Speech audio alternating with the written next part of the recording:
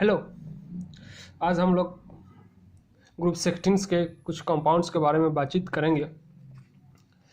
तो कुछ die oxygen हम लोग पहले वाले वीडियो में देख चुके थे। इस वीडियो से हम स्टार्ट करते हैं सिंपल ऑक्साइड्स का। तो कहते हैं कि सिंपल ऑक्साइड्स क्या है। कहते हैं कि कोई भी एलिमेंट जो होता है ऑक्सीजन से रिएक्ट करता है, तो जो कंपाउंड बनाता है उस कंपाउंड को हम ऑक्साइड कहते हैं। लेकिन याद रखिए कि फ्लोरीन और ऑक्सीजन के कंपाउंड को ऑक्साइड नहीं कहा जाता है। उस कंपाउंड को OF2 को ऑक्सीजन फ्लोराइड कहा जाएगा। इसलिए ऑक्सीजन फ्लोराइड कहा जाएगा क्योंकि यहाँ पे फ्लोरीन की इलेक्ट्रोनेगेटिविटी अधिक है, और जिस एलिमेंट्स का इलेक्ट्रोनेगेटिविटी अधिक होता है आइड उसी के नाम में लगता है। तो यहाँ पे हम ऑक्सीजन फ्लोराइड कहेंगे, और फिर कहेंगे कि oxygen difluoride. Oxygen difluoride OF2 को कहें तो ज़्यादा सही रहेगा। क्लियर। कहता है कि ऑक्सीजन जो होता है वह सभी टाइप का ऑक्साइड बनाता है। आयनिक ऑक्साइड भी होता है, कोवैलेंट ऑक्साइड भी होता है। क्लियर। कहता है कि जनरली वर्ड अगर यूज हो तो याद रखा जाएगा कि 100% लागू नहीं होता है। कहता है कि जनरली आयनिक ऑक्साइड जो होते हैं वह बेसिक नेचर के होते हैं, और जो कोवैलेंट ऑक्साइड जो होते हैं वह एसिडिक नेचर के होते हैं। क्लियर। तो एसिडिक ऑक्साइड्स की अगर हम बात करें तो SO2, SO3, Cr2O7, N2O5, P2O5, B2O3, ये सब के सब एसिडिक ऑक्साइड्स हैं। एसिडिक ऑक्साइड्स के बारे में कहा जाता है कि जो नॉन मेटल्स के ऑक्साइड्स होते हैं वे एसिडिक नेचर के होते हैं, और जो मेटल्स के ऑक्साइड्स होते हैं वे बेसिक नेचर के होते हैं। कुछ एम्फोट्रिक ऑक्साइड्स भी होता है। तो जनरली इसके लिए कहा जाता है कि जो मेटलॉइड्स के ऑक्साइड्स होते हैं वे एम्फोट्रिक होते हैं, और कुछ न्यूट्रल ऑक्साइड्स भी होते हैं जैसे कि carbon monoxide, N2O, NO, nitrous oxide, nitric oxide, N2O को नाइट्रस ऑक्साइड, NO को नाइट्रिक ऑक्साइड कहते हैं। और एक चीज़ सबसे इंपॉर्टेंट चीज़ है, इसको हम डी ब्लॉक एलिमेंट्स में भी कंसिडर करेंगे, लेकिन फिर भी यहाँ पर भी याद रखिएगा कि D block elements higher oxidation state में कोवैलेंट ऑक्साइड का फॉर्मेशन करते हैं, और ये जो कोवैलेंट ऑक्साइड्स जो होता है वह एसिडिक इन नेचर होता है। तो बहुत सारे लोग ऐसे भी होंगे जो फर्स्ट बार सुन रहे हैं कि मेटल का ऑक्साइड जो होता है वह कोवैलेंट भी होता है और एसिडिक भी होता है। उनको थोड़ा सा शॉकिंग लगेगा, लेकिन एक चीज़ को याद रखिएगा, चाहे आप जानते भी होंगे कि डी ब्लॉक एलिमेंट्स में मेटालिक कैरेक्टर उस टाइप से नहीं होता है जिस टाइप से metallic character S block element में होता है। क्लियर।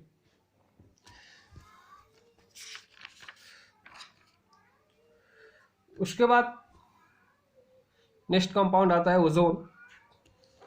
ओजोन के बारे में जानिए, इसका इंट्रोडक्शन जानिए ओजोन का, कि 1758 में वान मैकरम ने सबसे पहले ओजोन के बारे में पता किया था, और इन्होंने कहा कि इसमें जो एक खास स्मेल है, थोड़ा सा गंदा टाइप का स्मेल होता है, और 1840 में एस्क्रोमियम साहब ने इसका नाम दिया ओजोन। एक यह ग्रीक वर्ड है ओजो, जिसका मतलब होता है स्मेल होता है इस। और 1866 में सोएट साहब ने इसका जो फार्मूला दिया वो O3 दिया, और कहा कि यह एक ऑक्सीजन का आइसोटोप है। क्लियर। इसके बाद हम बात करते हैं इसके प्रिपरेशन में। तो ओजोन जो बनाया जाता है वो ऑक्सीजन को साइलेंट इलेक्ट्रिक डिस्चार्ज के द्वारा ही, तो ओजोन से होता है वह ऑक्सीजन बनता है। कहता है कि ozone is prepared by the passing of silent electric discharge through the pure cold and dry oxygen in the specially design operators. एक खास प्रकार का ऑपरेटर्स होता है जिसको हम ओजोनाइजर कहते हैं। कहते हैं कि during this reaction conversion of O2 to ozone is 10%। इस चीज़ को याद रखिएगा कि ऑक्सीजन से जो ओजोन बनता है वह 10% ही बनता है, यानी बहुत ज़्यादा प्रोडक्ट नहीं बन पाता है, बहुत कम बनता है। क्यों कम बनता है इसकी चर्चा हम लोग करेंगे। इस चीज़ को यहाँ पे ध्यान दीजिएगा एक चीज़ कि रिएक्शन में जो प्रोडक्ट का वॉल्यूम है वह घट रहा है, यानी कि एंट्रोपी घट रहा है। और जहाँ पे एंट्रोपी घटता है वह रिएक्शन एक्सोथर्मिक होता है, लेकिन यह रिएक्शन इंडोथर्मिक भी है और एंट्रोपी भी डिक्रीज होता है। यही बात है कि जो रिएक्शन को अनफेवरेबल बनाता है, रिएक्शन को अनफेवरेबल बनाता है।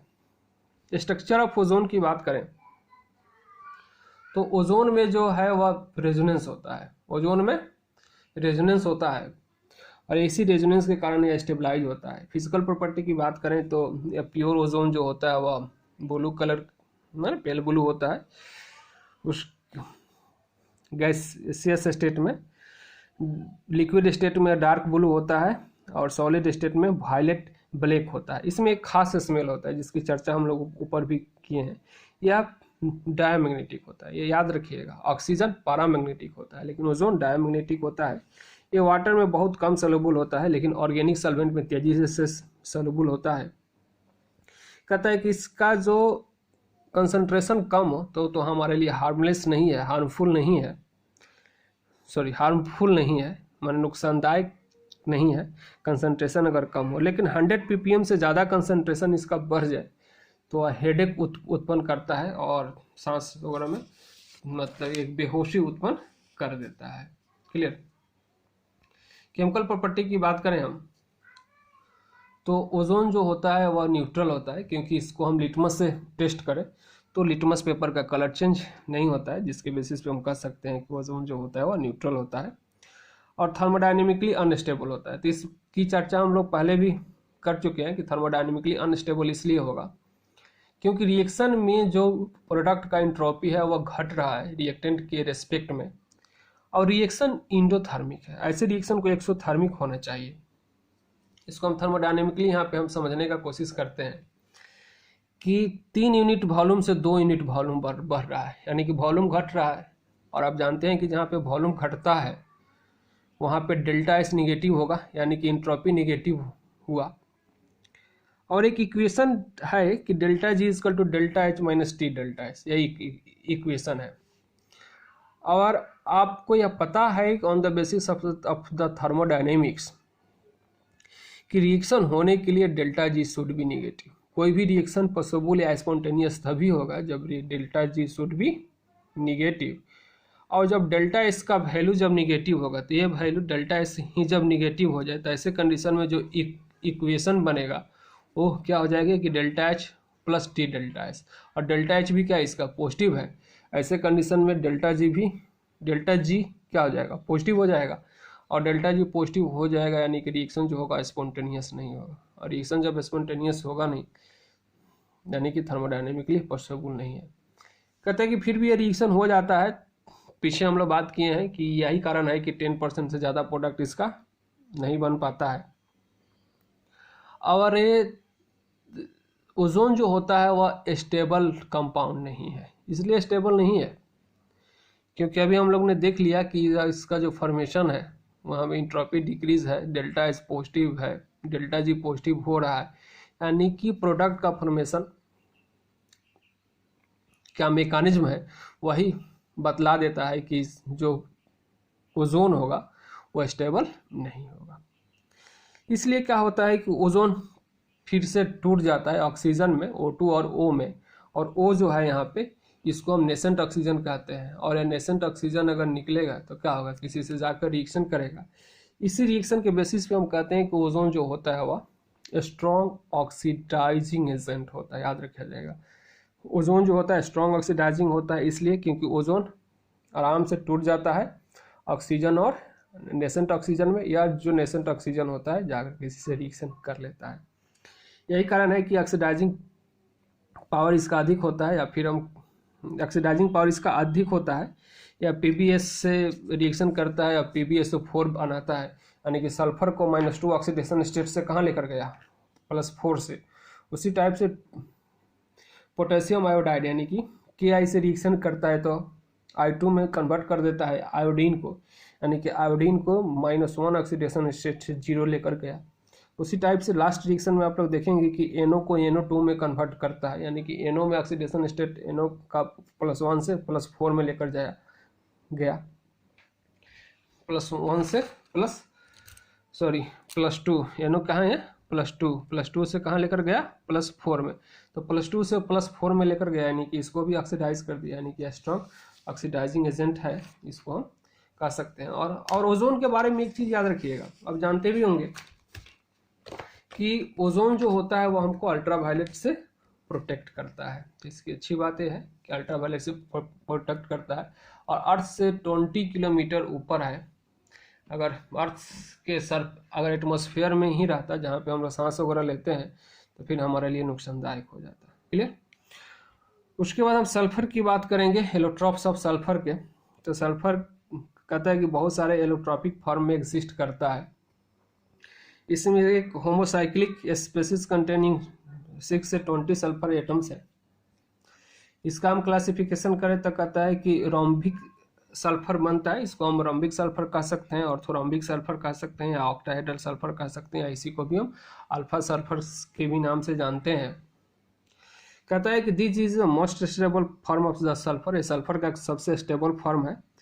इसका कलर जो होता है वह येलो होता है, वाटर में इनसोल्यूबल होता है, लेकिन ऑर्गेनिक सॉल्वेंट में यह सोल्यूबल होता है, या हीट और इलेक्ट्रिक का कंडक्टर होता है, स्लाइटली माने कम मात्रा में। इस बात को ध्यान में रखा जाएगा कि अल्फा सल्फर जो होता है वह हीट और इलेक्ट्रिक करंट का स्लाइटली कंडक्टर होता है। यह क्रिस्टलाइन फॉर्म में एग्जिस्ट करता है, S8 के फॉर्म में। S8 का स्ट्रक्चर हम लोग आगे में देखेंगे, क्राउन लाइक स्ट्रक्चर होता है। कहता है कि इसको अगर 96 डिग्री सेल्सियस के ऊपर हीट किया जाए तो मोनोक्लिनिक सल्फर में कन्वर्ट हो जाता है। कहता है कि मोनोक्लिनिक सल्फर को हम बीटा सल्फर या हम प्रिज्मेटिक सल्फर के नाम से भी जानते हैं। इसका जो कलर होता है वह डल येलो होता है, मतलब उतना बढ़िया येलो नहीं होता है। यह वाटर में soluble in water but insoluble in water, ये वाटर में इनसोल्यूबल होता है, लेकिन CH2 यानी कि ऑर्गेनिक सॉल्वेंट वगैरह में सोल्यूबल होता है। यह जब भी एग्जिस्ट करेगा तो 96 डिग्री सेल्सियस टेम्परेचर के ऊपर, यहाँ पे देख रहे हैं 96 डिग्री सेल्सियस टेम्परेचर के ऊपर होगा तो मोनोक्लिनिक सल्फर होगा, कम होगा तो रोम्बिक सल्फर होगा। तो ये 6 का इस टाइप से स्ट्रक्चर्स होता है, इसको हम चेयर लाइक स्ट्रक्चर्स कहते हैं। क्लियर, ये चेयर लाइक स्ट्रक्चर कहते हैं। उसके बाद कहता है कि नेक्स्ट क्लासिफिकेशन में हम देखते हैं कि डिफरेंट चैन पॉलीमेरिक कैटेनेशन सल्फर SN के फॉर्म में होता है, इसको हम या प्लास्टिक सल्फर या गामा सल्फर के नाम से भी हम जानते हैं। तो कहता है कि इसका इसका कोई शार्प फिक्स मेल्टिंग पॉइंट नहीं होता है, और सॉलिड स्टेट में आप लोग पढ़े हैं कि जिसका शार्प मेल्टिंग पॉइंट नहीं है उसको हम एमॉर्फस फॉर्म कहते हैं, यानी कि इसको हम एमॉर्फस सल्फर कहेंगे। ये काफ़ी सॉफ्ट होता है, रबर लाइक, और रबर लाइक इसमें इलास्टिक या प्रॉपर्टी भी होता है, या इनसोल्यूबल होता है वाटर में भी, और insoluble in water and CH2 दोनों में। स्ट्रक्चर में अगर हम बात करें तो एसेट का स्ट्रक्चर यही होता है, क्राउन लाइक स्ट्रक्चर हम कहते हैं, इसको बोट लाइक स्ट्रक्चर भी कहा जाता है। कहता है कि ये सारे प्रॉपर्टी आपको बहुत ध्यान से याद रखना होगा कि एसेट और S6 दोनों जो होता है वो डायमैग्नेटिक होता है। कहता है कि इसको हम बहुत हीट कर दें, कहता है कि 1000 डिग्री सेल्सियस से अधिक हीट कर दें तो एसेट या S6 जो होता है, एसेट या S6 जो होता है या S2 में टूट जाता है, और S2 जो होता है वह पैरामैग्नेटिक होता है। यहाँ पे हम लिख दिए हैं पैरामैग्नेटिक होता है, और S2 का MOT अगर बनाओगे तो ठीक उसी टाइप से इसका MOT होगा जिस टाइप से MOT ऑक्सीजन का होता है। क्लियर। तो ऑक्सीजन के MOT में हम लोग देखते हैं कि एंटी बॉन्डिंग ऑर्बिटल्स में अनपेयर इलेक्ट्रॉन्स होता है, तो यहाँ पर भी एंटी बॉन्डिंग ऑर्बिटल्स में अनपेयर इलेक्ट्रॉन होगा। क्लियर, आई होप समझ गए होंगे। उसके बाद हम बात करते हैं, नेक्स्ट कंपाउंड है सल्फर डाइऑक्साइड। तो सल्फर डाइऑक्साइड का जो प्रिपरेशन है, तो सल्फर का रिएक्शन ऑक्सीजन से कराते हैं तो SO2 बनता है, आराम से इसको हम जला देते हैं तो बन जाता है। लैब में अगर हमको बनाना है तो सल्फर के रिएक्शन H2SO4 से कराते हैं तो SO2 निकलता है। इसको हम चार्जिंग ऑफ सल्फर के भी नाम से जानते हैं। लैब में इसी टाइप से बनाया जाता है। यहाँ से जो सल्फर निकलता है ना, उसका स्मेल बड़ा डर्टी स्मेल होता है, गंदा स्मेल होता है। एक बार हमने इसका स्मेल लिया है, उतना गंदा चीज़ आज तक फिर कभी स्मेल नहीं लिए हैं। कहता है कि इंडस्ट्रीज में बनाना हो तो सल्फाइड्स, जिंक सल्फाइड का रिएक्शन ऑक्सीजन से करा देते हैं तो SO2 गैस निकल जाता है। फिजिकल प्रॉपर्टी की अगर हम बात करें इसके, तो फिजिकल प्रॉपर्टी में कहता है कि एयर से हैवियर होता है, हाईली सॉल्युबल इन वाटर, और यही इसकी जो सॉल्युबिलिटी है जो एसिड रेन कराता है। Acid rain, SO2 acid rain का बहुत बड़ा कारण होता है, यही कारण है। और क्यों होता है तो इसकी बहुत तेज़ी से वाटर में हाईली सॉल्युबल होता है। कहते हैं कि आराम से इसको हम लिक्विड में चेंज करते हैं -10 डिग्री सेल्सियस पे लिक्विड में, तो या वाइट लिक्विड होता है, सॉरी कलरलेस लिक्विड, तो कलरलेस को वाइट भी कहते हैं। और स्नो लाइक सॉलिड, यानी कि बर्फ जो देखते हैं, स्नो अलग चीज़ होता है, आइस अलग चीज़ रहता है, तो उस टाइप से snow like is a solid होता है। कहते थे इसका कलरलेस गैस है, पंजेंट स्मेल है, सफोकेटिंग ऑर्डर होता है। अभी हम लोग बोले कि बड़ा गंदा स्मेल होता है, तो इसको तीखा लिखा होता है, लेकिन एक्चुअली बहुत गंदा होता है। कहते हैं कि एसिडिक नेचर है, तो इसको SO2 को अगर हम वाटर में रखें तो H2SO3 sulphurous acid, sulphurous acid बनता है। और यह तो इस बेसिस पे हम कह सकते हैं कि एसिडिक गैस है। फिर आप देखते हैं कि बेस से इसका रिएक्शन करा दे तो साल्ट बनता है, फिर वाटर बनता है, तो इस रिएक्शन के बेसिस पर भी हम कह सकते हैं कि SO2 जो है वह एसिडिक है। क्लियर, एसिडिक है क्योंकि एसिड ही बेस से रिएक्शन करके साल्ट बनाता है। दूसरा है कि एडिशन रिएक्शन भी शो करता है, क्योंकि SO2 का रिएक्शन अगर Cl2 से करा ले तो यह सल्फ्यूराइल क्लोराइड SO2Cl2 बनाता है। तो क्या हुआ, दोनों आकर मिल गया, तो इस रिएक्शन को हम एडिशन रिएक्शन करते हैं, क्या कहेंगे। फिर कहते हैं कि SO2 का रिएक्शन अगर O2 से V2O5 वेनेडियम पेंटाक्साइड के प्रेजेंस में करा दें तो SO3 बनता है। इस बेसिस पे हम कह सकते हैं कि यह एडिशन रिएक्शन शो करता है। रिड्यूसिंग नेचर, कहते हैं कि Fe+3 को Fe+2 में या फिर Mn+7 को Mn+2 में कन्वर्ट कर देता है, ये इसका रिएक्शन है। तो इस बेसिस पे हम कह सकते हैं कि इसमें यह रिड्यूसिंग नेचर है, दूसरे को रिड्यूस करता है। क्लियर। एक चीज ब्लीचिंग एक्शन, इसको याद रखिएगा, बहुत इंपॉर्टेंट चीज है। और इसमें ग्रुप 16 हम पढ़ाएंगे, सॉरी ग्रुप 17 जब हम पढ़ाएंगे तो वहाँ पे हम एक ऑक्सीडेशन से ब्लीचिंग एक्शन और रिडक्शन से या ब्लीचिंग एक्शन का अंतर हम समझाएंगे, तो इस बात को याद रखिएगा। कहते हैं कि SO2 का रिएक्शन H2O से कराता है तो नेसेंट हाइड्रोजन दे देता है। यह हाइड्रोजन जो है नेसेंट हाइड्रोजन है, और नेसेंट हाइड्रोजन कलर से रिएक्शन करके कलरलेस कर देता है। यानी कि यहाँ पर जो कलर को हटाया जा रहा है वह रिडक्शन के प्रोसेस से, यानी कि SO2 से कलर को हटाया जाता है रिडक्शन के प्रोसेस से, क्योंकि यहाँ पर नेसेंट हाइड्रोजन रिलीज होता है। इस बात को याद रखा जाएगा। जिस टाइप से O3 में रेजोनेंस होता है उसी टाइप से SO2 में रेजोनेंस होता है कि यहाँ पे सल्फर के जगह पे ऑक्सीजन रख दें तो O3 होगा ना, तो O3 और SO2 का जो रेजोनेंस होता है वह एक जैसा होता है। क्लियर। नेक्स्ट कंपाउंड है सल्फ्यूरिक एसिड।